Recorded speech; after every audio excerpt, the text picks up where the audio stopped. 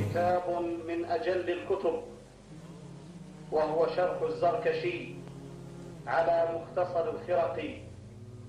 ولقد قام صاحب هذه الرسالة الشيخ عبد الله ابن عبد الرحمن الجبرين بجهد مشكور وعمل مبرور إن شاء الله. الرحمن الرحيم. الحمد لله والصلاة والسلام على رسول الله وعلى آله وصحبه. وبعد، عزم بعض أهل الخير على نشره وطبعه.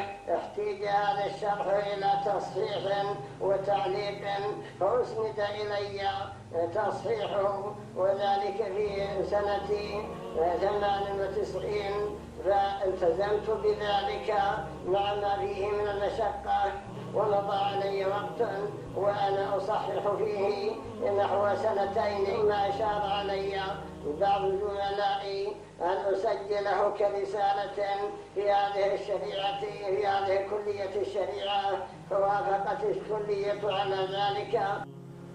ولقد رأيت أن الباحث جزاه الله وجزى السامعين أحسن الجزاء قد أعطى البحث حقه من العناية. وبعضهم وقد ألف في تخريج المذهب الحنبلي كتب وصل إليها منها شيء يسير، لكن هذا الكتاب في الحقيقة قد أضاف علما عظيما وأضاف جهدا كبيرا، فمن وقف عليه دعا الله للمحقق بالتوفيق والسداد، وأن يجعل الله عملنا وعمله خالصا لوجهه الكريم. فقد اجتمعت اللجنة المشكلة لمناقشة رسالة الدارس عبد الله بن عبد الرحمن الجبرين، والموسومة تحقيق شرح الزركشي لمختصر الخرقي، والمكونة من فضيلة الشيخ صالح بن محمد اللحيدان رئيس الهيئة الدائمة لمجلس القضاء الأعلى، وفضيلة الشيخ عبد العزيز بن عبد الله آل الشيخ الأستاذ بكلية الشريعة بالرياض، وعبد الله العلي الركبان المشرف على الرسالة.